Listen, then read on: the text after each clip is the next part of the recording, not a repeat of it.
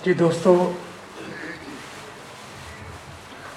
बहुत शुक्रिया पिलाब का कि उन्होंने तनवीर बुखारी साहब को याद किया, उन्होंने काम में सलाम पेश किया और सानू सारिਆਂ ਨੂੰ ਇਹਦੇ 'ਚ रलत का सदा दिता।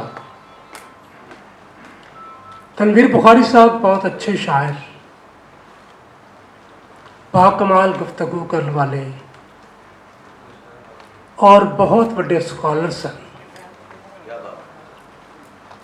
उन्होंने शायरी उत्ते और उन्होंने हज़ारों शागिर्दां विचों बहुत सारे गल करनगे और बहुत सारे ने शागिर्दी इख्तियार की, किताबां छापियां, नाम पैदा किया। एक पूरा इंस्टीट्यूट सी जिहड़ा शायरी दे विच नवे नवे शायरां नूं उन्होंने मुतारफ करवाया। लेकिन उन्होंने असल काम जिहड़ा मेरी नज़र च असल काम है वो इस तो थोड़ा हट के है। तो उन्होंने वो काम वो लुगत सी पहली जिहड़ी शायद शाहमुखी लिपि दे विच वो पहली लुगत सी जिन्हें पंजाबियों के सिर तो यह मेहना लवाया कि पंजाबी की तो अपनी कोई लुगत भी देगी। ये उन्होंने बड़ा काम सी,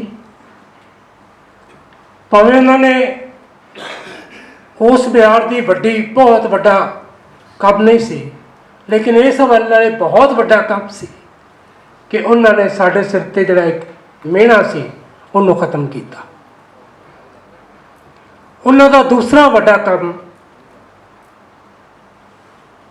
वो है मुहम्मद आसिफ खान साहब के नाल मिल के जिहड़ा उन्होंने मसरनामा तैयार किया पंजाबी ज़बान का, कल लेखा। कल लेखा का सिर्फ दिबाचा जिहड़ा है, मैं पूरी कल लेखा की गल नहीं करता, कल्ले एक जिहड़ा उहदा दिबाचा है कल लेखा का, मेरे अपने विचारा मुजब जे उहदा इंग्लिश, उर्दू और दूजिया ज़बानों च तर्जमा हो जाए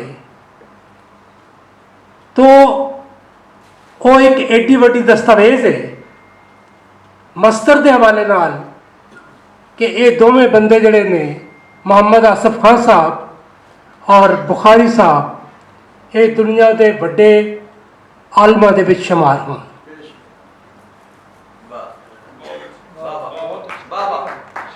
एक कला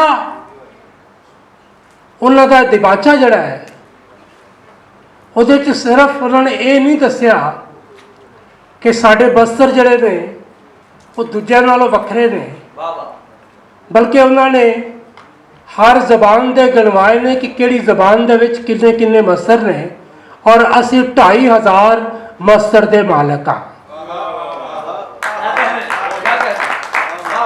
बहुत बड़ी जबान जिहड़ी अरबी है 150 मस्तर उन्होंने को 2500 मस्तर जिहड़े ने उन्होंने इकट्ठा करके रखता कि जी ए वेखो ए असीं तुहाडे सामने रखे ने और एक लीक वा दी है, ये उत्ते जिन्हें गल करनी हुण गल करे।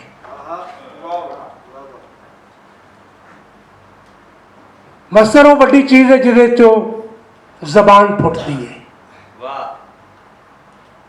वो पहला बी हुंदा है लफज का, जिस लफज दे विचों अगे जबान बनती है, नवे लफज फुटते हैं, नवे मानी जिहड़े ने वो बनते हैं, नवीं इस्तलाहां बनदियां ने और उस पंजाबी दे विच बाकी सारे कोई बस्तर कह रहा है, कोई कुछ कह रहा है, उसका पहला नाम जिहड़ा है कल लेखा कण का नाम जिहड़ा है, क्योंकि जिवें गंढे का कण लाया जाता है या किसी होर फसल का कण बीजिया जाता है और उस कण दे विचों अगे नवीं फसल पैदा होती है, वो फसल जिहड़ी है वो अगे नवा कण पैदा करती है।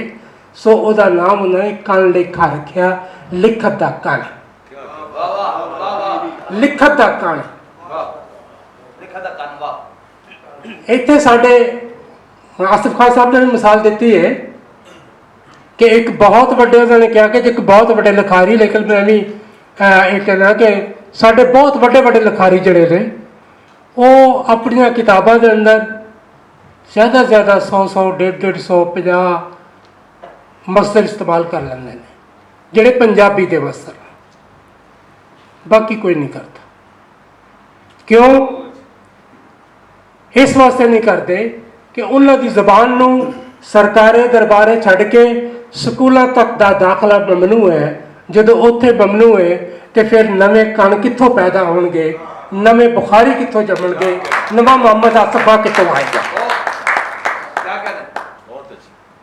ਸੋ ਅਗਰ ਪੰਜਾਬੀਆਂ ਨੇ ਨਵੇਂ ਆਸਫ ਖਾਨ, ਨਵੇਂ ਐਨੁਲ ਫਰੀਦਕੋਟੀ, ਨਵੇਂ ਜਨਾਬ ਤਨਵੀਰ ਬੁਖਾਰੀ ਪੈਦਾ ਕਰਨੇ ਨੇ ਤੇ ਜ਼ਰੂਰੀ ਹੈ ਕਿ ਮਨ ਤਨ ਤੋਂ ਅਸੀਂ ਇੱਕ ਜ਼ੋਰ ਲਾਈਏ ਕਿ ਸਾਡੀ ਪ੍ਰਾਇਮਰੀ ਤੋਂ ਸਾਡੇ ਬੱਚੇ ਜਿਹੜੇ ਨੇ ਉਹ ਆਪਣੀ ਜ਼ਬਾਨ ਪੜ੍ਹਨ, ਆਪਣੀ ਜ਼ਬਾਨ ਨੂੰ ਸਿੱਖਣ ਔਰ ਸਾਡੀਆਂ ਨਸਲਾਂ ਜਿਹੜੀਆਂ ਵਿਗੜਦੀਆਂ ਜਾ ਰਹੀਆਂ ਨੇ ਉਹ ਆਪਣੀ ਵਾਪਸ ਉਸ ਡਗਰ 'ਤੇ ਆਉਣ ਔਰ ਉੱਥੋਂ ਚੱਲ ਕੇ ਨਵੇਂ ਜਿਹੜੇ ਨੇ ਪੂਰਨੇ ਪਾਉਣ, ਨਵੀਂ ਕਥਾ ਲਿਖਣ ਔਰ ਨਵਾਂ ਜ਼ਮਾਨਾ ਅੱਗੇ ਜਿਹੜਾ ਵੱਧਦਾ ਪਿਆ ਉਹਦੇ 'ਚ ਅਸੀਂ ਹਿੱਸੇਦਾਰ ਬਣੀਏ। ਔਰ ਸ਼ਾਇਦ ਇਹੀ ਤਨਵੀਰ ਬੁਖਾਰੀ ਸਾਹਿਬ ਦਾ ਵੀ ਇਹਨਾਂ ਕਿਤਾਬਾਂ ਨੂੰ ਲਿਖਣ ਦਾ ਮਕਸਦ ਸੀ ਕਿ ਤੁਸੀਂ ਦੁਨੀਆ ਜੀਣਾ ਜੇ ਤੇ ਸਿਰ ਉੱਚਾ ਕਰਕੇ ਜੀਵੋ। ਇਹ ਪੱਗ ਮੈਂ ਤੁਹਾਡੇ ਵਾਸਤੇ ਛੱਡ ਚੱਲਿਆ, ਇਹ ਪੱਗ ਨੂੰ ਸੰਭਾਲ ਕੇ ਰੱਖਿਆ। ਬਹੁਤ